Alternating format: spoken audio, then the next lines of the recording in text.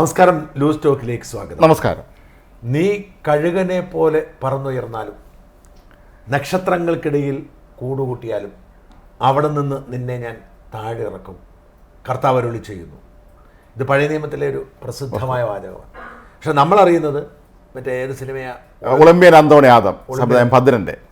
അതെ, മോഹൻലാൽ ചിത്രം. ഭദ്രൻ സിനിമയ്ക്കൊക്കെ ഒരു ഉണ്ട് ഇത്തരം കാര്യങ്ങളൊക്കെ ഉണ്ട്. ഒരു ആത്മീയ കാര്യങ്ങളെ കുറിച്ചൊക്കെ അദ്ദേഹം അതിൽ പലപ്പോഴും പരാമർശങ്ങൾ വരാറുള്ളതാണ്. ഈ പഴയ നിയമം എന്ന് പറയുന്ന ബൈബിളിന്റെ പഴയ നിയമം, ഓൾഡ് ടെസ്റ്റമെന്റ് അല്ലേ? Old testament. ഈ ഓൾഡ് ടെസ്റ്റ്മെന്റ് പ്രത്യേകത ഇത് തന്നെയാണ് ഒരു പരിധിവരെ ജൂതന്മാരുടെ നിയമം, ഇത് തന്നെയാണ് ഇസ്ലാമിന്റെ നിയമം. അങ്ങനെയുണ്ട്. എന്ന് വെച്ചാൽ ഈ അബ്രാഹിമിൻ റിലീജിയസ് എന്നാണ് പറയുന്നത്. ജൂതമതമാണ് ആദ്യത്തേത്, രണ്ടാമത് ക്രിസ്തു മതം, മൂന്നാമത് ഇസ്ലാം മതം. അപ്പോൾ ഇതൊക്കെ പിന്തുടർന്ന് വന്നിരുന്നത് ഒരേ ടെക്സ്റ്റാണ്.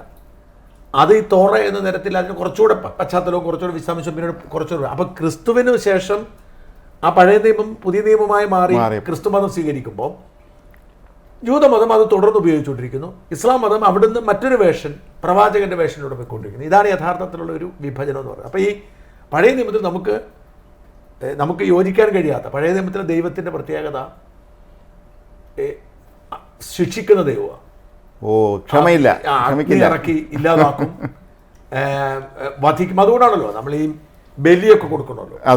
ഏക മകനെ കൊണ്ടുപോയി ബലി കൊടുക്കുന്ന ഒരു പച്ച. പക്ഷേ പുതിയ നിയമം യേശുക്രിസ്തു ചെയ്തത് പഴയ നിയമത്തിലെ നിയമങ്ങളൊക്കെ പൊളിച്ചെഴുതി പുതിയ നിയമം ഉണ്ടായി. സ്നേഹമാണല്ലോ അദ്ദേഹത്തിന്, സ്നേഹമാണ്, അത് മാത്രമാണ് അദ്ദേഹത്തിന് പ്രമാണം എന്ന് പറഞ്ഞത്. അപ്പം ഈ വ്യത്യാസം എന്ന് പറയുന്നത് പഴയ നിയമവും പാരമ്പര്യമായി പിന്തുടരുന്നത്. അതുകൊണ്ട് ഈ പഴയ നിയമത്തിൽ ഇപ്പോൾ സുഭാഷിതങ്ങൾ,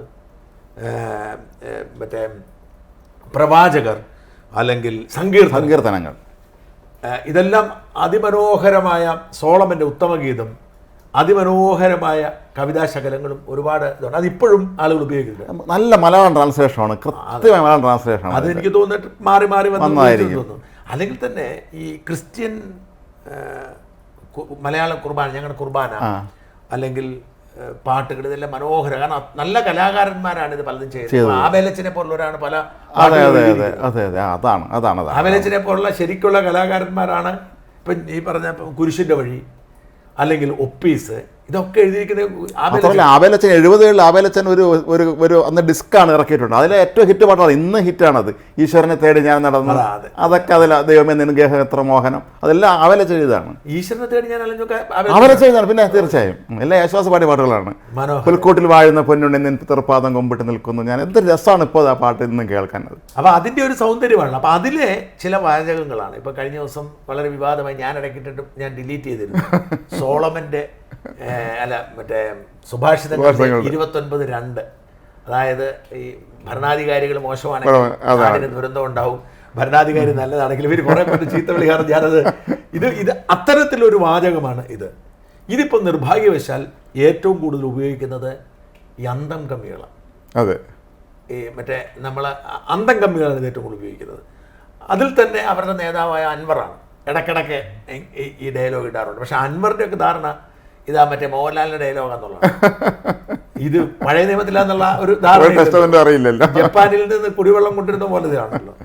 അപ്പം ഇതിപ്പോൾ വീണ്ടും ചർച്ചയാവുന്നത് തീർച്ചയായും നമ്മുടെ ഇറാനിൽ കൊല്ലപ്പെട്ട ഇസ്മായിൽ ഹനീഫയുടെ സംഭവമാണ്.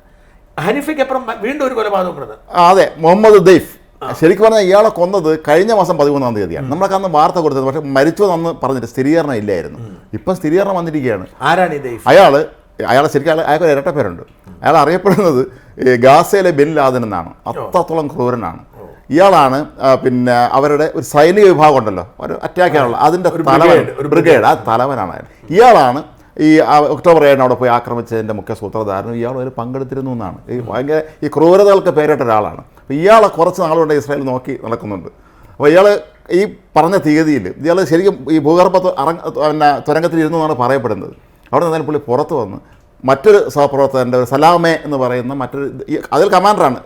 അയാൾക്കൊരു വില്ലയുണ്ട് ഖാനിനീസിൽ. അവിടെ സുഹൃത്തിനെ കാണാതെ രക്ഷപ്പെടാനോ വേണ്ടി വന്നതാണ്. വന്നിരുന്ന ഒരു മിനിറ്റുകൾക്കകം ഇസ്രായേലിൻ്റെ ഫൈറ്റർ വിമാനങ്ങളും വീടിൻ്റെ മുകളിലെത്തി. അപ്പോൾ തന്നെ മിസൈലിട്ടു. അപ്പോൾ അന്ന് സലാമെ കൊല്ലപ്പെട്ടായിട്ട് സ്ഥിരീകരിച്ചിരുന്നു. പക്ഷേ ദൈഫിൻ്റെ കാര്യം അന്നൊന്നും പറഞ്ഞില്ലായിരുന്നു. ഇന്നിപ്പോൾ അവർ സ്ഥിരീകരിച്ചു, അയാൾ കൊല്ലപ്പെട്ടു. അവരോ ഹമാസ് സ്ഥിരീകരിച്ചു? അല്ല, ഇസ്രായേൽ സ്ഥിരീകരിച്ചു. പക്ഷേ ഇസ്രായേൽ ഇപ്പോഴും നമ്മുടെ ഇസ്മായിൽ ഹനിയയുടെ കാര്യം സ്ഥിരീകരിക്കുന്നില്ല, ഒന്നും പറയുന്നില്ല, അവർ ഒന്നും പറയുന്നില്ല, ഒരക്ഷരവും പറയുന്നില്ല. ഒരുപക്ഷെ ഹനിയയുടെ കാര്യം ഇസ്രായേൽ പറയാതിരിക്കുന്നത് ഈ പറയുന്ന സമ്മതിച്ചാൽ അതെ അത് വേറൊരു രാജ്യത്ത് പോയി നടത്തിയ ഒരു കൊലപാതകമാണ്. പിന്നെ തീർച്ചയായും അത് സമ്മതിക്കുമ്പോൾ സ്വാഭാവികമായും അതിനൊരു ഇന്റർനാഷണൽ റിപ്പർക്കഷൻ വരുമല്ലോ. നമുക്ക് അന്താരാഷ്ട്ര കോടതി ഉൾപ്പെടെയുള്ള ഒരുപാട് സംഗതികളുണ്ട്, യുദ്ധ നിയമങ്ങൾ. അതുകൊണ്ടായിരിക്കാം ഇസ്രായേൽ മിണ്ടാത്തത്. എനിക്ക് ഏറ്റവും ഇഷ്ടപ്പെട്ടത് ഇസ്രായേലിൻ്റെ പ്രതികരണമാണ്. ഇസ്രായേൽ ആർമിയോട് ആളുകൾ ചോദിക്കുകയാണ്, മാധ്യമങ്ങൾ ചോദിക്കുമ്പോൾ, ന്യൂയോർക്ക് ടൈംസ് ഒക്കെ ചോദിക്കുമ്പോൾ അവർ പറഞ്ഞ പ്രതികരണം, വിദേശ മാധ്യമങ്ങളിൽ വരുന്ന വാർത്തകളോട് ഞങ്ങൾ പ്രതികരിക്കാറില്ല. അല്ല, നമ്മൾ ഇന്നലെ കണ്ടതാണത്. ഈ ലോകത്തുള്ള സകലമാന പേരും കൊടുത്തിട്ടാണ് അവർ കൊടുത്തത്. ടൈംസ് ഓഫ് ഇസ്രായേൽ പോലും. ടൈംസ് ഓഫ് ഇസ്രായേൽ അല്ല, ടൈംസ് ഓഫ് ഇസ്രായേലും കൊടുത്തത് എങ്ങനെയാണ്? മറ്റൊരു ഇറാൻ റവല്യൂഷണറി ഗാർഡ് പറയുന്നു കൊടുത്തത്, ഹമാസ് പറയുന്നു എന്ന് പറഞ്ഞാണ് കൊടുത്തത്. അവസാനം ഏറ്റവും അവസാനം വൈകുന്നേരം ആയപ്പോഴും അവർ ഹെഡ്ലൈൻ വീണ്ടും മാറ്റം വരുത്തി, ടെഹ്റാൻ അറ്റാക്കിൽ കൊല്ലപ്പെട്ടു എന്നാണ് കൊടുത്തിട്ടുള്ളത്. അങ്ങനെയൊക്കെ. അപ്പം നമ്മൾ വായിക്കുന്ന ഒരാളിന് ഇത് ഇറാഖികൾ ആക്രമിച്ച് കൊന്നു, ഇറാൻ ആക്രമിച്ച് കൊന്നു എന്ന് തെറ്റിദ്ധരിക്കുക. ടെഹ്റാനിലെ അറ്റാക്ക് പക്ഷെ അവരിത് നമ്മൾ ഉദ്ദേശിച്ചത്രയും ആഘോഷമാക്കാത്തതിനെ അത്ഭുതപ്പെടുന്നുണ്ട്. സാധാരണഗതിക്ക് ഇത്തരം ഹമാസ് നേതാക്കൾ കൊല്ലപ്പെടുമ്പോൾ ഇസ്രായേൽ ആഘോഷിക്കുന്നത്, പക്ഷെ അവർ ആഘോഷിക്കുന്നില്ല. അത് വളരെ ദുരൂഹമാണ്. ഒരു പക്ഷേങ്കിൽ കരുതലോടുകൂടിയുള്ള അതാണ് അത് തന്നെ, വളരെ കരുതലോടെ അവർ നീങ്ങുന്ന കാര്യങ്ങൾ. മാത്രമല്ല അവിടുത്തെ പിന്നെ പ്രതിരോധ മന്ത്രി അമേരിക്കൻ പ്രതിരോധ സെക്രട്ടറി ആയിട്ട് ചർച്ച നടത്തിയിട്ടുണ്ടായിരുന്നു ഫോണിൽ. ബ്ലിങ്കൻ അല്ല മറ്റൊരാളുണ്ട്, അയാളെ പേര് ഞാൻ വിട്ടുപോയി. ഈ വിദേശകാര്യ സെക്രട്ടറിയാണ്, അവിടുത്തെ വിദേശകാര്യ സെക്രട്ടറി ആയിട്ട് ചർച്ച നടത്തിയിട്ടുണ്ട്. അല്ല, പ്രതിരോധ സെക്രട്ടറി ചർച്ച നടത്തി. അവരെല്ലാ സഹായവും ഇസ്രായേൽ വാഗ്ദാനം ചെയ്തിട്ടുണ്ട്. ഇനി നാളെ ഇതിൻ്റെ പേരിൽ ഇറാൻ യുദ്ധത്തിന് വന്നാൽ ഞങ്ങൾ അമേരിക്ക ഒപ്പം നിൽക്കുമെന്ന് അമേരിക്ക പ്രഖ്യാപിച്ചു. ബൈഡന് ബോധമില്ലെങ്കിലും ബോധമുണ്ട്, അമേരിക്കയ്ക്ക് ബോധമുണ്ട് അല്ലേ? അതെ അതെ അതെ. അപ്പോൾ ഇത് ഇവിടെ എന്നെ അത്ഭുതപ്പെടുത്തിയ 2-3 കാര്യങ്ങളുണ്ട്. അതിൽ ഒന്ന്, ഇവരുടെ ഈ സൂക്ഷ്മത. ഞാനിങ്ങനെ അതിൻ്റെ വാർത്തകളിങ്ങനെ രാവിലെ കൂടുതൽ തിരയുകയായിരുന്നു. അപ്പോൾ ഈ വാർത്ത തിരയുമ്പോൾ രാജ്മോഹൻ, നിങ്ങളത് ആലോചിച്ച് നോക്കൂ, വളരെ ദൂരം ഇസ്രായേലിനേക്കാൾ 2-3 രാജ്യത്തിനപ്പുറത്താണ് ഇറാൻ. അതെ, അവിടെ ഇസ്രായേലിൻ്റെ ഒരു സൈനിക താവളമൊന്നുമില്ല. ഇപ്പം അമേരിക്ക ആക്രമിക്കുമ്പോൾ നമുക്ക് അത്ഭുതപ്പെടേണ്ട കാര്യമില്ല. അമേരിക്കയ്ക്ക് ഒന്നുകിൽ സൈനിക താവളങ്ങളുണ്ട്, അല്ലെങ്കിൽ ഇന്ത്യയെ പോലുള്ള ചങ്ക് ബ്രോസ് ഉണ്ട്. അപ്പം അമേരിക്കയ്ക്ക് ഒരു ആക്രമണം ഇന്ത്യയിൽ നിന്ന് നടത്താൻ ഒരു ബുദ്ധിമുട്ടില്ല. അപ്പോൾ ഇന്ത്യ വന്നിട്ട് ഒരു ബോംബ് ഇടാനോ മിസൈൽ ഇടാനോ അമേരിക്കയ്ക്ക് അനുവദിക്കും നമ്മൾ. ചിലപ്പോൾ വെളിയിൽ പറയത്തില്ല, പക്ഷെ അനുവദിക്കും. ഇനി അതിൻ്റെ ആവശ്യമില്ല. ഗൾഫ് രാജ്യങ്ങളെല്ലാം ഇവർക്ക് സൈനിക താവളങ്ങളുണ്ട്. പക്ഷേ ഇസ്രായേലിൻ്റെ സ്ഥിതി അങ്ങനല്ല. ഇവരെ സംബന്ധിച്ചിടത്തോളം ഇറാൻ എന്ന് പറയുന്ന രാജ്യത്തേക്ക് ഇവരൊക്കെ പിന്തുണയ്ക്കുന്ന കൊല്ലാൻ വേണ്ടിയിട്ട് ഇവര് മിസൈൽ അടയ്ക്കണമെങ്കിൽ എവിടെ നിന്ന് ഇത് അയച്ചു എന്നുള്ള ദുരൂഹമായൊരു ചോദ്യം കിടക്കുകയാണ് ഇപ്പോഴും. ആ കൃത്യമായ സ്ഥലത്ത് നിന്ന് പതിക്കാന്ന് പറഞ്ഞില്ല. അതായത് മറ്റൊരു രാജ്യത്തു നിന്നാണ് പറയുന്നത്. നിങ്ങൾ ആലോചിക്കുക, അതായത് നമ്മൾ ഇവിടെ നിന്നുകൊണ്ട് തിരുവനന്തപുരത്ത് നിന്ന് നമ്മളൊരു വെടി, ഒരു തോക്ക് നമുക്ക് കോട്ടയത്തേക്ക് വെക്കാൻ പറ്റില്ല. ഇനി ഒരു മിസൈൽ, നമ്മളിപ്പോൾ വളർത്തിയിരിക്കുന്ന ഒരു മിസൈല് തിരുവനന്തപുരത്ത് നിന്ന് നമുക്ക് മറ്റൊരു തമിഴ്നാട്ടിലെ ഏതെങ്കിലും ഒരു സെൻറ്ററിലേക്ക് എങ്ങനെ വിടാൻ പറ്റും? നമുക്കൊരു മിസൈൽ വിട്ടാൽ മധുരയ്ക്ക് പോയി വീഴട്ടെ എന്ന് വെച്ചാൽ വീഴുമായിരിക്കും. പക്ഷെ മധുരയിലിരിക്കുന്ന ഒരു പ്രത്യേക വീട്ടിൽ ഒരു പ്രത്യേക ജാലകസേരയിൽ ഇരിക്കുന്ന ആളുടെ അടുത്ത് ചെയ്ത് വീഴുക എന്ന് പറഞ്ഞാൽ വെടിവെക്കുന്നത് പോലെ. അപ്പം അതായത് ആലോചിച്ച് നോക്കി, അതായത് നിർത്തി ഒരാളെ ലക്ഷ്യം വെച്ച് വെടിവെച്ചാൽ പോലും വീഴ്ത്ത. നമ്മളൊക്കെ ചെറുപ്പത്തിൽ മാങ്ങ എറിയുമ്പോൾ ഞാനൊക്കെ എറിഞ്ഞാൽ മാവെ കൊള്ളത്തില്ല. നമ്മളെ വേറെ ചില കൂട്ടുകാരുണ്ട് എനിക്കൊക്കെ അടുത്ത നിരാശയായിരുന്നു. കാരണം ഞാൻ എത്ര എറിഞ്ഞാലും ഒന്നുകിൽ ഇത് പണ്ട വരെ ചെല്ലത്തില്ല, അല്ലെങ്കിൽ അതിന് അപ്പുറത്തോടെ പോകുമായിരുന്നു. ഒരു കൃത്യമായ ഒരു മാവിനിട്ട് അറിയാൻ പറ്റിയിട്ടില്ല. ഓക്കെ, അതെ, നമ്മുടെ കൺമുമ്പിൽ കാണാവുന്ന നമ്മുടെ കപ്പാസിറ്റിയിലുള്ള, ഞാൻ പറഞ്ഞ അകലെയല്ല, നമുക്ക് മാവിനിട്ട് കൃത്യം ഇവിടെ മാങ്ങയാണെന്നറിയാം. ആ മാങ്ങയുടെ അടുത്ത് എറിഞ്ഞ ജീവിതത്തിലെ ഏറ്റവും വലിയ സന്തോഷം ഒരു മാങ്ങ എറിഞ്ഞ് വീഴ്ത്തുമ്പോൾ ഞാനിപ്പോൾ ഓർക്കുന്നുണ്ട്. ഒരു നിരന്തരമായ വാശിക്കടയിൽ എങ്ങനെയോ ഒരു മാങ്ങ താഴെ പോയി. അപ്പോഴാണ് ഒരു രാജ്യത്തിരുന്നുകൊണ്ട് ഒരു ശത്രു രാജ്യത്ത്, അതായത് ഈ രാജ്യത്തെ ചുട്ടരിക്കാൻ കാത്തിരിക്കുന്ന, നമുക്ക് അങ്ങനത്തെ ഒരു ശത്രു ഇല്ല. നമുക്കിപ്പോൾ പാകിസ്ഥാനും ചൈനയും ശത്രുവാന്ന് പറയുമ്പോഴും നമുക്ക് അങ്ങനത്തെ ശത്രുതയൊന്നും അവരോടില്ല. അതേസമയം ഇസ്രായേലിനെ ഭൂമുഖത്തു നിന്ന് തുടച്ചു നീക്കുക എന്നതാണ് ഞങ്ങളുടെ ലക്ഷ്യമെന്ന് പ്രഖ്യാപിച്ചിരിക്കുന്ന രാജ്യമാണ് ഇറാൻ. ആ രാജ്യത്തെ ഏറ്റവും സുരക്ഷ കൊടുക്കുന്നത് മറ്റാർക്കും കൊടുക്കുന്നതിനേക്കാൾ, അവിടെ നമ്മുടെ പ്രധാനമന്ത്രി പോയാലോ അല്ലെങ്കിൽ അമേരിക്കൻ പ്രസിഡന്റ് പോയാലോ കൊടുക്കുന്നതിനേക്കാൾ സുരക്ഷ ഇറാൻ കൊടുക്കുന്നത് ഹനിയയ്ക്കാണ്. ആ ഹനിയ അതീവ സുരക്ഷിതമായി അവരുടെ ഖൊമേനിയെ കണ്ടു, പ്രസിഡന്റ് ആകാൻ പോകുന്ന ആളെ കണ്ടു, എല്ലാം നന്ദി അറിയിച്ചു അദ്ദേഹം ഞങ്ങൾക്ക് തന്ന സഹായ സഹകരണങ്ങൾക്ക്. എന്നിട്ട് പോയി സുരക്ഷിതമായൊരു വീട്ടിലിരിക്കുമ്പോൾ ആ ഇരിക്കുന്നിടത്ത്, അയാൾ ചായയൊക്കെ കുടിച്ച് ടി വി കണ്ടുകൊണ്ടിരിക്കുമ്പോൾ ഇരിക്കുന്നിടത്ത് ബോംബിട്ടിട്ട് ആകെ മരിച്ചത് അയാളുടെ ബോഡി ഗാർഡ് അംഗരക്ഷകൻ മാത്രമല്ല. അപ്പം അവിടെ വേറെ ആരും ഇല്ലായിരുന്നു നമ്മൾ മനസ്സിലാക്കണം. ചുറ്റിനും അല്ല, ആയിരിക്കത്തില്ല, അത്ര ആസൂത്രണം ആ മുറി കണക്കാക്കിയായിരിക്കും. അപ്പോൾ ഞാൻ പറഞ്ഞപ്പോൾ ഇന്നലെ നമ്മൾ ശ്രദ്ധിക്കണം, ഇന്നലത്തെ നമ്മുടെ ആ ഉരുൾപൊട്ടൽ ചിത്രം എടുത്ത് പരിശോധിക്കുമ്പം ഒരു കുഴപ്പമില്ല, അതിനിടെ വീടുകളിരിക്കുന്നുണ്ടോ? ആ ഒരു പച്ചപ്പ് കുറെ ഭാഗത്ത് ഒരു കുഴപ്പമില്ല. ആ പച്ചപ്പിനിടയിൽ ആ വീടുകളിൽ ഇരുന്നവർക്കൊന്നും പറ്റത്തില്ല. അവരിറങ്ങി ഓടിയിട്ടില്ലെങ്കിൽ ചിലപ്പോൾ വെള്ളത്തിൽ അവരിറങ്ങി ഓടിയിട്ടില്ലെങ്കിൽ അവർ സുരക്ഷിതരാണ്. അപ്പം ഈ വീട്ടിലുള്ള മറ്റുള്ളവർ സുരക്ഷിതരായിരിക്കും. രാജ്മോഹൻ ആലോചിക്കൂ, ഇയാളുടെ മക്കളെ കൊന്ന എങ്ങനെ യാത്ര ചെയ്യുന്ന കാറിൽ ഇയാളെ മക്കളെ കൊച്ചുമക്കളെ ആലോചിച്ച് നോക്കൂ. ഒരു കാർ ഓടിക്കൊണ്ടിരിക്കുന്നു, ഒരു കാർ ഓടിക്കൊണ്ടിരിക്കുക എന്ന് പറഞ്ഞാൽ ഞാൻ പറഞ്ഞത് ഒരു 50-60 മൈൽ വേഗതയിലായിരിക്കും. അതെ, ആ വേഗതയിൽ ഓടിക്കൊണ്ടിരിക്കുമ്പോൾ യാദൃച്ഛികമായി ഒരു ബോംബ് വീണ് അല്ല നമ്മൾ ഈ മരം വീണ് മരിച്ചു പോകുന്ന മനസ്സിലാക്കാൻ പറ്റും. ഇത് കൃത്യം അവരെ ടാർഗറ്റ് ചെയ്യണം. അതും ചില അപകടങ്ങളിൽ, ചില മരണങ്ങളിൽ സംഭവിച്ചിട്ടുള്ളത് ആരെയാണോ ടാർഗറ്റ് ചെയ്യുന്നത് അവരെ മരിക്കും, ഡ്രൈവർ മരിക്കുന്നില്ല. അപ്പം ഇതുപോലെ ആവും. അതുകൊണ്ട് ആ 2 ദിവസം മുമ്പ് ഹിസ്ബുള്ള 2 നേതാക്കളെ കൊന്നത് ഇങ്ങനെയാണ്. ഒരാൾ ബൈക്കിൽ പോവുകയായിരുന്നു, കാറും അല്ല, ബൈക്കിൽ പോകാനാണ് മിസൈൽ അയച്ച് കൊന്നത് ഹിസ്ബുള്ള നേതാവിനെ. അപ്പം രാജ്മോഹൻ എന്തൊരു ഒരു സൂക്ഷ്മതയാണ്. എനിക്ക് ചിന്തിക്കാൻ പോലും പറ്റുന്നില്ല. ഇസ്രയേൽ അവിടെ നിന്നോ അല്ലെങ്കിൽ മറ്റൊരു രാജ്യത്തു നിന്നോ ഒരു മുറിയിലിരിക്കുന്ന ആളെ കൃത്യമായി ടാർഗറ്റ് ചെയ്ത് അറ്റാക്ക് ചെയ്ത് കൊല്ലണമെങ്കിൽ നമ്മൾ മനസ്സിലാക്കേണ്ടത് ഒരു പക്ഷേ ട്രാക്ക് ചെയ്യുന്നുണ്ടാവാം. ഇവർക്കുള്ള സംവിധാനമുണ്ട്. അത് നമ്മളൊന്ന് കണ്ടുപിടിക്കേണ്ട സംഗതിയാണ്. ഈ മുഹമ്മദ് ദൈഫിൻ്റെ കാര്യത്തിൽ സംഭവിച്ചതാണല്ലോ. ഇയാൾ ഇത്രയും കാലം ഇയാൾ എവിടെ നിന്ന് ആർക്കും അറിയില്ല. ഇയാൾ ഏതോ തുരങ്കത്തിനകത്ത് ഇരിക്കുകയാണ്. പാവപ്പെട്ടവൻ തുരങ്കത്തിനകത്ത് നിന്ന് അന്നാണ് പുറത്തിറങ്ങി വരുന്നു. ഈ സഹപ്രവർത്തകനെ കാണാൻ വേണ്ടി അയാളെ വില്ലയിലെത്തുന്നു. അകത്തേറി അയാളെ വീട്ടിനകത്ത് കയറി മിനിറ്റുകൾക്കകം 2 വിമാനം 2 ഫൈറ്റർ വിമാനം ഒരുമിച്ച് വന്നിട്ടാണ് മിസൈൽ അയച്ചത്. അപ്പോൾ അവർ ഇയാളെ പുറകെ ഇതെങ്ങനെ കൂടി എന്നുള്ളൊരു പിടി ട്രാക്ക് ചെയ്യുന്നുണ്ടാവും. അപ്പോൾ ഞാൻ പറഞ്ഞ ഇപ്പം ഈ മുഹമ്മദ് നമ്മുടെ ഈവൻ ഇസ്മായിൽ ഹനിയ ഇപ്പം അത്യാവശ്യം യാത്ര ചെയ്യാൻ തുടങ്ങി. എന്താന്ന് വെച്ച് കഴിഞ്ഞാൽ ചർച്ചകൾക്കൊക്കെ മധ്യസ്ഥനായി ഖത്തറിൽ തന്നെ താമസിക്കുന്നു. അപ്പൊ പലതവണ ചർച്ചയ്ക്ക് പോകുന്നു. ടെഹ്റാനിൽ പലതവണ പോയി. ഇപ്പം കഴിഞ്ഞ ഒരു ഒക്ടോബർ 7 മുതൽ ഇവർ പലയിടങ്ങളിൽ ഇപ്പം എനിക്ക് തോന്നുന്നത് ട്രാക്ക് ചെയ്തിരുന്നു. ഒക്ടോബർ 7 മുതൽ കൃത്യമായിട്ട് കാരണം ഇവർ പറയുന്നുണ്ട് 3 തവണ അവർ ഇയാൾ ടെഹ്റാനിൽ പോയി, 4 തവണ ഇസ്താംബുളിൽ പോയി, 2 തവണ കെയ്റോയിൽ പോയി. ബാക്കി സമയത്തൊക്കെ ഇയാൾ ഇവിടെ തന്നെയായിരുന്നു പറയുന്നത്. പങ്കെടുത്തിരുന്നു, ചർച്ച നടന്നിരുന്നു. അപ്പം ഈ ഓരോ യാത്രയും ഇവർ കൃത്യമായി ട്രാക്ക് ചെയ്യുന്നുണ്ടാവും.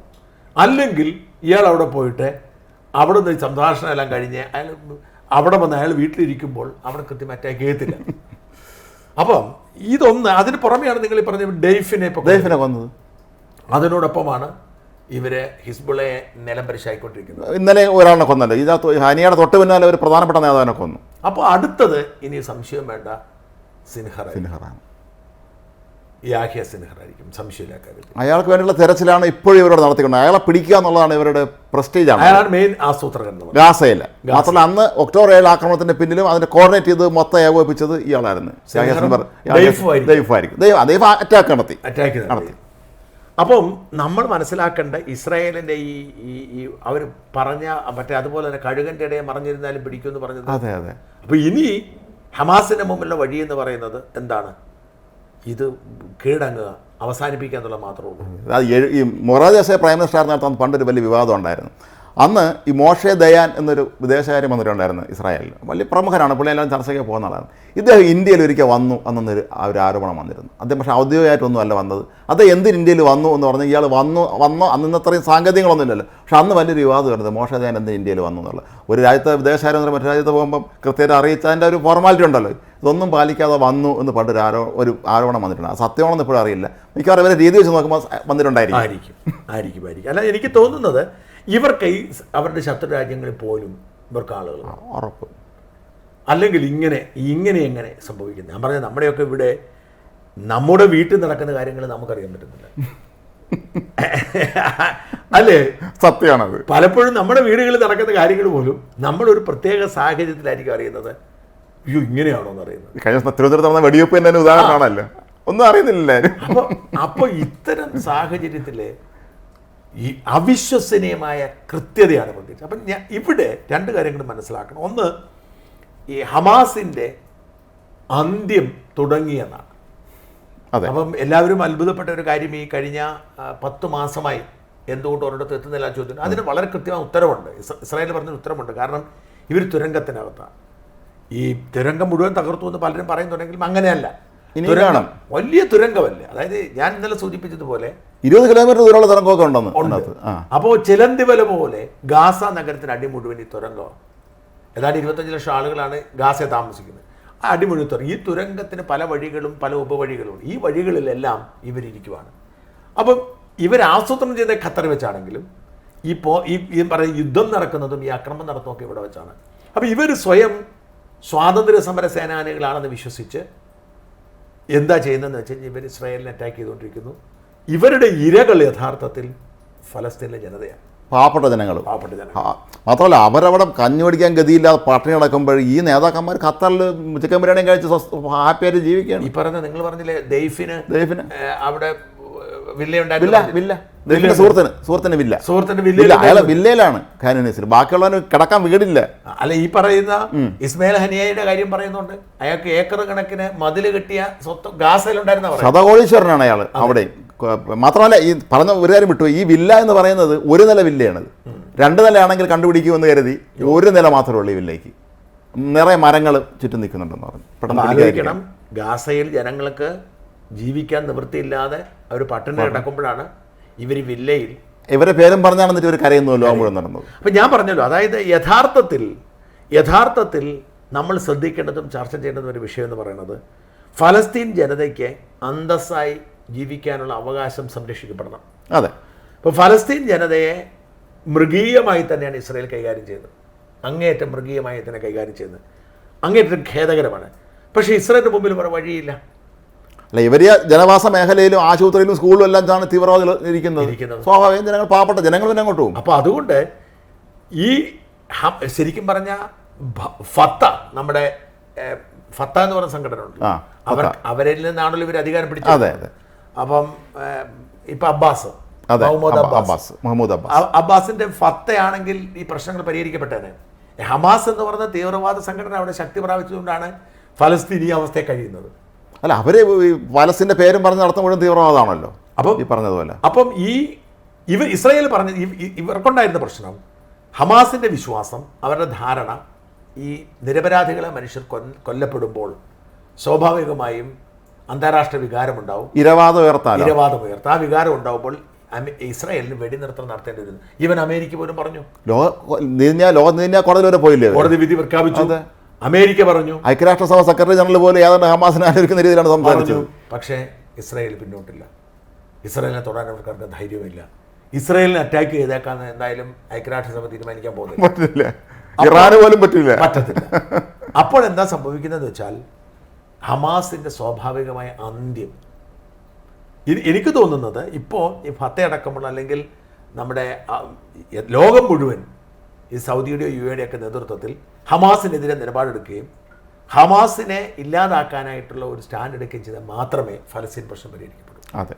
അപ്പം ഇങ്ങനെ പരിഹരിക്കപ്പെടാതെ, ഇപ്പം ഞാൻ ഒരു ഒറ്റ കാര്യം പ്രധാനപ്പെട്ടതാണ്, ഫലസ്തീൻ ജനത അനാവശ്യമായി കൊല്ലപ്പെട്ടുകൊണ്ടിരിക്കുന്നു. 39,000 പേരാണ് ഈ ഒക്ടോബർ 7 ശേഷം കൊല്ലപ്പെട്ടത്. 39,000 അത് ഒരു കണക്കാണ്, അതായത് കൃത്യത വേണമെന്നില്ല. ചിലപ്പം ഈ 39,000 പേരിൽ ഒരു 35,000 പേരും നിരപരാധികളായിരിക്കും. കൊച്ചുകുട്ടികൾ, സ്ത്രീകളും അടുത്ത കുട്ടികൾക്ക് സ്കൂളിൽ പോകാൻ പറ്റുന്നില്ല, പഠിത്തമില്ല, ഒന്നുമില്ല. അത് അവസാനിക്കണം. അതെ, അത് അവസാനിച്ചാൽ മതിയാവും. അത് അവസാനിക്കണമെങ്കിൽ അതിന് മുൻപ് അവസാനിപ്പിക്കേണ്ടത് ഹമാസിനെ. അങ്ങനെ അവസാനിപ്പിക്കാനായിട്ടുള്ള ആദ്യത്തെ സ്റ്റെപ്പാണ് ഇപ്പോൾ ഇസ്രായേൽ എടുത്തിരിക്കുന്നത്. കാരണം 1-ാമനെയും 3-ാമനെയും കൊന്നു, ഇനി 2-ാമനേ ഉള്ളൂ. എന്ന് മാത്രമല്ല, ഇവർ പുതിയൊരാൾ, സാധാരണ ഈ ഭീകര സംഘടനകളൊക്കെ അവരുടെ തലവൻ കൊല്ലപ്പെട്ടാൽ അടുത്തയാളെ പ്രഖ്യാപിക്കും. ഇവർ പ്രഖ്യാപിച്ചിട്ടില്ലല്ലോ. ഇല്ല. ഇതിപ്പം ഫ്യൂണറൽ നടന്നെന്ന് തോന്നുന്നില്ലേ? അല്ല, വെള്ളിയാഴ്ചയാണ്. അല്ല, ഖത്തറിൽ വെച്ചാണ്. അവിടെ ചടങ്ങ് അദ്ദേഹം പ്രാർത്ഥന നടത്തിയതേ ഉള്ളൂ. അത്രേ ഉള്ളൂ. സംസ്കാരം ഖത്തറിൽ തന്നെ നടക്കുന്നത്. ആയത്തുള്ള ഖൊമേനിയൊക്കെ വന്നത്. ഖൊമേനി വന്നിരുന്നു. ഖൊമേനിയുടെ ഒരു ഡയലോഗ് എനിക്ക് ഇഷ്ടപ്പെട്ടു. ഖൊമേനി പറഞ്ഞിരിക്കുന്നത്, ഞങ്ങളുടെ ഏറ്റവും പ്രിയപ്പെട്ട സുഹൃത്തിനെ ഞങ്ങളുടെ വീട്ടിൽ വെച്ച്, ഞങ്ങളുടെ അതിഥിയെ ഞങ്ങളുടെ ഏറ്റവും പ്രിയപ്പെട്ട അതിഥിയെ ഞങ്ങളുടെ വീട്ടിൽ വെച്ച് നിങ്ങൾ കൊന്നു കളഞ്ഞു, എണ്ണി വെച്ചോളൂ, സമയം എഴുതി കുറിച്ചോളൂ എന്നാണ് പറഞ്ഞത്. അങ്ങനെ പറഞ്ഞത്. പക്ഷെ പുതിയ പ്രസിഡന്റ് ഒന്നും പറഞ്ഞില്ല. അദ്ദേഹം സമാധാന പ്രേമയാണ്. പ്രശസ്തിയാൻ വളരെ സമാധാനക്കാരൻ. അതൊന്നും മിണ്ടിയില്ല ഇതുവരെ പറഞ്ഞില്ല. മാത്രം നമ്മൾ ഇവിടെ വേറെ കാര്യം ഇപ്പോൾ സംശയിക്കേണ്ടതുണ്ട്. അവിടുത്തെ പഴയ പ്രസിഡന്റ് ഇബ്രാഹിം റൈസി കൊല്ലപ്പെട്ടത് എങ്ങനെയാണ് ഒന്ന് തിരക്കേണ്ടി ആയിരിക്കാം. കാരണം ഇബ്രാഹിം റൈസി ഖൊമേനിയുടെ പിൻഗാമിയായി വരേണ്ടത്. അതെ. അപ്പം ഇബ്രാഹിം റൈസ് മാത്രമല്ല, ഈ പഷേസ്കിയാൻ ഒരക്ഷരം പോലും പറഞ്ഞില്ല. ഇനി അവർക്കൊക്കെ പങ്കുണ്ടോ ഇയാൾ അവിടെ വരുമ്പോൾ തട്ടിക്കളഞ്ഞേക്കാൻ? ഇത് ചിലപ്പം അറിയാൻ പറ്റില്ല. ശല്യം ബാധ്യതയാണ്. ഇയാൾക്ക് സമാധാനമായല്ലോ, കാരണം പുള്ളി പോയതോടുകൂടി പുതിയ പ്രസിഡന്റ് നല്ല നേരം ഒഴിഞ്ഞല്ലോ. അപ്പൊ അറിയാൻ പറ്റത്തില്ല. മാത്രമല്ല, ഈ ഇറാനിൽ നടക്കുന്ന ഇസ്ലാമിക ഭരണത്തിനെതിരെ ഭൂരിപക്ഷം ജനങ്ങൾ എതിരാണിപ്പോൾ. അതെ. ഈ ഒരു ഇസ്ലാമിക റവല്യൂഷൻ, അതായത് ഈ മുസ്ലിം രാജ്യങ്ങളിൽ ഏറ്റവും സ്വാതന്ത്ര്യം ഉണ്ടായിരുന്നത് ഇറാനായിരുന്നു. നമുക്കൊന്ന് ചിന്തിക്കാം, നമ്മളിവിടെ മറ്റേ ഈ ചട്ടയും മുണ്ടും എന്താ പറയുന്നത് നടന്നിട്ട് മാറുമറക്കാത്ത സമയത്ത് അവിടെ നല്ല അടിപൊളിയായിട്ട് നടന്നിരുന്ന ജീൻസൊക്കെ ഇറങ്ങുമ്പോൾ ആദ്യം ഇറാനിലുള്ള ആളാണ് പെൺകുട്ടികൾ. പേർഷ്യ എന്ന് പറഞ്ഞാൽ പുരാതന പേർഷ്യ, നമ്മുടെ സങ്കല്പത്തിലെ പേർഷ്യ. അല്ല, നമ്മുടെ പോലും ആളുകൾ പേർഷ്യയിലെ. അത് കഴിഞ്ഞാണല്ലോ ഇറാനിയൻ സിനിമ ലോകത്തെ ഏറ്റവും വലിയ സിനിമയല്ലേ, എല്ലാം വരെ അവസാനിപ്പിച്ചു. അപ്പോൾ ഒരുപക്ഷെ ഇറാനിയൻ ജനതയ്ക്ക് ഈ ഭീകരവാദത്തോട് എതിർപ്പുണ്ട്, ഈ മതഭരണത്തോട് എതിർപ്പുണ്ട്. ഒരു പക്ഷേ ആ രാജ്യത്തെ തന്നെ ഉണ്ടായ ഒരു ഒരു ഒരു വിപ്ലവത്തിൻ്റെ, അതായത് കൃത്യമായി ആ ഭരണകൂടത്തിനെതിരെയുള്ള ഒരു നീക്കത്തിൻ്റെ ഭാഗമാവാം ഈ പുതിയ പ്രസിഡന്റിന് പോലും ഒരുപക്ഷെ ഇതിൽ പങ്കുണ്ടെന്ന് വരാം. അതെ. കാരണം ഇതൊരു മാറ്റം, ഇറാനിൽ പോലും ഒരു മാറ്റത്തിന് ഇത് കാരണമായി എന്ന് വരാം, ഇല്ലേ? അത് തീർച്ചയായും. അപ്പം ഇതിൻ്റെ ഒരു പ്രോബ്ലം അവിടെയൊന്നും അല്ല രാജ്മോഹൻ. ഈ ഹമാസിനെ തീർക്കും, ഫലസ്തീനികൾ രക്ഷപ്പെടും. ഹിസ്ബുള്ളയുണ്ട്. ഇറാൻ ദുർബലമായാൽ ഹിസ്ബുള്ളയും ഹൂത്തികളൊന്നും അല്ല. ഇതിന്റെ പ്രോബ്ലം എന്ന് വെച്ചാൽ ഇറാൻ മിലിറ്ററിയുടെ ഫണ്ടിങ്ങിലാണ് ഇവരെല്ലാം പൈസ, ആയുധവും പരിശീലനം എല്ലാം കൊടുക്കുന്നത്. അപ്പം ഇറാൻ ദുർബലമായാൽ ഹൂത്തികളും ഹിസ്ബുള്ളയും ഒക്കെ തീരും, വളരെ ഞൊടിയുടെ തീർക്കാം. അവിടെ ഒന്നുമല്ല പ്രശ്നം. നമ്മുടെ ഹമാസ് തീരുന്നു, ഹിസ്ബുള്ള തീരുന്നു, ഹൂത്തികൾ തീരുന്നു, ഈവൻ ഇറാൻ തീരുന്നു. പക്ഷെ നമ്മുടെ ഇവിടുത്തെ ഈ ഹമാസിയൻസ് എന്ത് ചെയ്യുന്നുള്ളതാണ് വിഷയം. നമ്മുടെ നാട്ടിലെ അവരെക്കാളും വലിയ ഹമാസിയൻസ് ആണ്. രാജ്മോഹൻ കണ്ടിരുന്നു ആ വീഡിയോ നടന്ന പ്രകടനം? നമ്മുടെ നാട്ടിൽ പ്രേക്ഷകർ കണ്ടിട്ടില്ലെങ്കിൽ കാണൂ, നമ്മൾ ആ വീഡിയോ കാണിക്കാം. ഈ കോഴിക്കോട് കഴിഞ്ഞ ദിവസം, അതായത് ഇന്നലെ ഹമാസിന്റെ തലവൻ കൊല്ലപ്പെട്ടപ്പോൾ കോഴിക്കോട് നടന്ന ഒരു പ്രകടനമാണ്.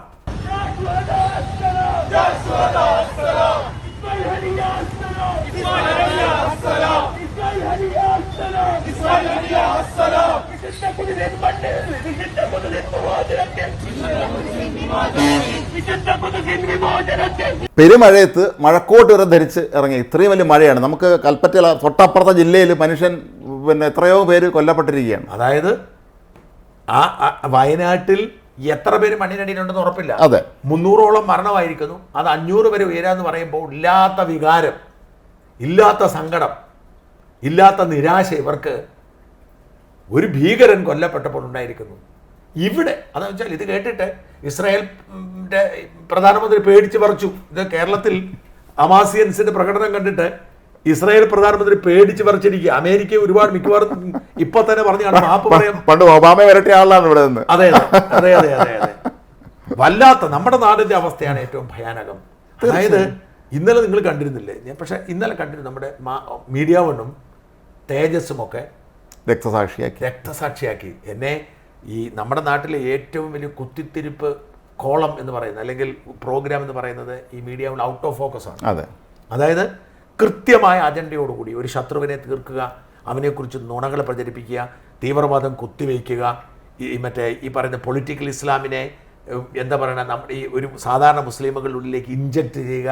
ഇത്തരം ഒരു വളരെയധികം ഉത്തരവാദിത്തങ്ങൾ ഒരുമിച്ച് നിറവേറ്റുന്ന ഒരു വൃത്തികെട്ട പരിപാടിയാണ് ഔട്ട് ഓഫ് ഫോക്കസ് എന്ന് പറയുന്നത്. ദാവൂദിനെ പോലുള്ള ശരിക്കും ഒരു ഫണ്ടമെന്റലിസ്റ്റ്, അവരുടെയൊക്കെ വായിൽ നിന്ന് വരുന്നത് തന്നെ ഭയപ്പെടുത്തുന്നതാണ്. ഈ പറയുന്ന സാധനത്തിൻ്റെ അകത്ത് ഇന്നലെ ഈ രക്തസാക്ഷികളെ കുറിച്ചായിരുന്നു. ഇസ്രായേൽ ഹനിയ രക്തസാക്ഷിയാകുമ്പോഴൊന്നായിരുന്നു അവിടുത്തെ ചർച്ച. പക്ഷെ ഒരു അത്ഭുതവുമില്ല, ഞാനത് കേട്ടില്ല, ഞാനത് കണ്ടു. എന്താണെന്ന് വെച്ചാൽ എനിക്ക് അറിയണമായിരുന്നു ഇതായിരിക്കുമോ രക്തസാക്ഷിയാക്കാൻ. ഒരു അത്ഭുതവുമില്ല. എൻ്റെ പേര് കേസ് വന്നപ്പോൾ ആലോചിക്കണം, ഇവരൊക്കെ പറയുന്നു മറ്റേ സംഖ്യ ഗുങ്കിയ മാങ്ങത്തിൽ ഇഗ്നോർ ചെയ്യണം, അവഗണിക്കണം. എനിക്കെതിരെ കേസ് വന്നപ്പോൾ ജയിലിലാവുന്ന പേടിച്ചിട്ട് ഇവന്മാർ ഒരു 5, 6, 7 ദിവസം ഈ ഔട്ട് ഓഫ് ഫോക്കസിൽ നിന്ന് കുത്തിത്തിരിപ്പ് പറഞ്ഞു. അതെ, അവരൊക്കെ കരുതി എന്താണ്, ഇതാ വീണു തീർന്നു ജയിലിലായി മറുനാവൻ പൂട്ടി. എത്ര ആളുകളാണ് അന്ന് എന്നെ അത്ഭുതപ്പെടുത്തിയ 2-3 ഞാൻ എപ്പോഴും പറയും. നമ്മുടെ ഞാൻ പറഞ്ഞെന്ന് തോന്നുന്നു, എനിക്ക് ഓർമ്മയില്ല, നമ്മുടെ ഹരീഷ് വാസുദേവൻ. അതെ, നമ്മുടെ പരിസ്ഥിതി ഞാനും ഹരീഷും തമ്മിൽ നല്ല അടുപ്പമാണ്.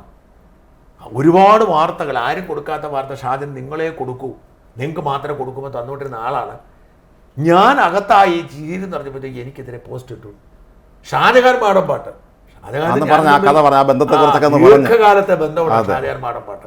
ഷാജഹാൻ മാടമ്പാട്ടൊക്കെ മറുനാടൻ ഇല്ലാതാവേണ്ടതിൻ്റെ ആവശ്യത്തെക്കുറിച്ച് ലേഖനം എഴുതുന്നു. പിന്നെ ഷഫീഖ് താമരശ്ശേരി പറഞ്ഞ ഒരുത്തനുണ്ട്, അത് പോട്ടെ, നമുക്കത് അവരൊക്കെ ഇങ്ങനത്തെ ആൾക്കാരാണ്. അപ്പം ഇതേപോലെ തന്നെ അപ്പം അതുകൊണ്ട് നമ്മളിതൊന്നും അത്ഭുതപ്പെടുന്നില്ല, ഇതൊക്കെ സംഭവിക്കും. പക്ഷേ ഇവരെങ്ങനെ സഹിക്കും എന്നുള്ളതാണ്. ഇവർക്ക് ഒരിക്കലും ഈ പറയുന്ന കൂട്ടർക്ക് ഒരിക്കലും നമ്മുടെ ഈ ഔട്ട് ഓഫ് ഫോക്കസുകാർക്കും അല്ലെങ്കിൽ തേജസ്സുകാർക്കും അല്ലെങ്കിൽ SDP-ക്കാർക്കും ഒന്നും ഒരിക്കലും സഹിക്കാൻ കഴിയത്തില്ല ഹമാസും ഹിസ്ബുള്ളയും ഹൂത്തിയൊന്നും ഇല്ലാതാവുന്ന കാലം. കാരണം 2-3 ഉണ്ട് ഇവരുടെ മുമ്പിലുള്ള, ഇവിടെ കശ്മീർ പറയുന്നില്ലെന്നുള്ളൂ, ആഗോളതലത്തിൽ ഈ മുസ്ലിം മൗലികവാദികൾ ഉയർത്തിക്കാട്ടുന്ന ആദ്യത്തെ വിഷയം ഫലസ്തീനാണെങ്കിൽ രണ്ടാമത്തത് കശ്മീരാണ്. കശ്മീരിലെ മുസ്ലിമുകളെ ഇന്ത്യൻ പട്ടാളം അടിച്ചമർത്തുന്നു എന്നാണ് ഇവരെല്ലാം പറയുന്നത്. പക്ഷെ ഇവിടെ അവർക്ക് പേടിയാവുകൊണ്ട് കാര്യമായിട്ട് പറയുന്നില്ല, കാരണം അകത്താവുന്നതാണ് അതുകൊണ്ട് പറയുന്നില്ല. അപ്പം ഇവർക്ക് ഫലസ്തീൻ ഇല്ലാതെ എങ്ങനെ മുമ്പോട്ട് പോകാൻ കഴിയും? കാരണം ഈ ഫലസ്തീൻ എന്ന് പറയുന്നത് ഇവരുടെ ഫണ്ടിങ്ങിൻ്റെ ഏറ്റവും പ്രധാനപ്പെട്ട സോഴ്സാണ്. അതെ, അപ്പോൾ ഇവർക്ക് മുമ്പോട്ട് പോകണമെന്നുണ്ടെങ്കിൽ ഈ കൃത്യമായ ഫണ്ടിങ് വേണമെങ്കിൽ ഫലസ്തീൻ വേണം. വളരെ വളരെ കൃത്യമാണ്. അപ്പോൾ അതുകൊണ്ട് ഹമാസ് അതുകൊണ്ട് ഇവരുടെ സ്വാതന്ത്ര്യ സമര സേനാനികളാണ്, അല്ലേ? ഇല്ല, ഞാൻ ചോദിക്കേണ്ടത് ഇത് ആദ്യമല്ലെന്ന് തോന്നുന്നില്ല. ഇതിനു മുമ്പും ഇവിടെ പലതവണ ഈ പറയുന്ന കേരളത്തിൽ ഏതൊരു സമ്മേളനം നടന്നപ്പോൾ ഇതിന്റെ ഏതൊരു ഹമാസിന്റെ നേതാവ് ഓൺലൈൻ വഴി സംസാരിച്ചിരുന്നതായിട്ട് നമുക്ക് ഓർമ്മ വരുന്നുണ്ട്. അവരെനിക്ക് മലപ്പുറത്തെ ടൗൺ ഹാളിൽ അങ്ങനെ എന്തോ ആണ് ഹമാസിന്റെ പോളിറ്റ് ബ്യൂറോ അംഗം അവരൊന്ന് അഡ്രസ്സ് ചെയ്തു. അത് മാത്രമല്ല, എനിക്കൊന്ന് ഇറാഖ് യുദ്ധകാലത്ത് ഇവിടെ മറ്റേ എന്ത് നടത്തിയിരുന്നു, നമ്മുടെ സദ്ദാം ഹുസൈൻ്റെ പേര് പറഞ്ഞിട്ടുണ്ട്. ഉണ്ട്. ഞങ്ങൾ സദ്ദാമിനൊപ്പം നിങ്ങൾ ആരുടെ അടുത്ത് വ്യക്തമാക്കണമെന്ന് പറഞ്ഞു CPM. ആലോചിച്ചു. അന്ന് ജില്ലാ കൗൺസിൽ തെരഞ്ഞെടുപ്പ് നടക്കാൻ പോവുകയാണ്. ആദ്യത്തെ ജില്ലാ പഞ്ചായത്തിന് മുന്നോടിയുള്ള ജില്ലാ കൗൺസിലുണ്ടല്ലോ, അതിൻ്റെ ഭാഗമായിട്ട് അവർ പറഞ്ഞു ഞങ്ങൾ സദാമിനൊപ്പം നിങ്ങൾ ആരോ ഒപ്പം ഒന്ന് വ്യക്തമാക്കണമെന്ന് പറഞ്ഞു. കോൺഗ്രസ് പറ്റില്ല, അവർ ആരോ കൂടെ എന്ന് പറയാൻ പറ്റും. ജില്ലാ കൗൺസിലെ തൂത്തുവാരി പിടിക്കുകയും ചെയ്തു തന്നിട്ട് അന്ന്. അല്ല, അതുപോലെ തന്നെ ഈ സദ്ദാം ഹുസൈൻ കൊല്ലപ്പെട്ടപ്പോൾ ഹർത്താൽ നടത്തി. സദ്ദാമിന്റെ പിന്നെയും ഓക്കെ, കാരണം എന്താ വെച്ചാൽ അമേരിക്കയുടെ ഒരു രാജ്യത്തെ ഒരു രാജ്യത്തേക്ക് കടന്നു കയറി അവരെ നശിപ്പിക്കാന്നുള്ളത്, അവരെ ഇല്ലാതാക്കിയതിന്റെ ഭാഗമാണ്. മാത്രമല്ല സദ്ദാം ഒരു ക്രിമിനലാണെന്ന് ഒരിടത്തും തെളിഞ്ഞിട്ടില്ല. അയാളുടെ വെപ്പൺസ് ഓഫ് മാസ് ഡിസ്ട്രക്ഷൻ ഒക്കെ വെറുതെ ഒരു സങ്കല്പം, അമേരിക്ക അത് ഉണ്ടാക്കാമല്ലോ. പക്ഷേ അങ്ങനെയല്ല.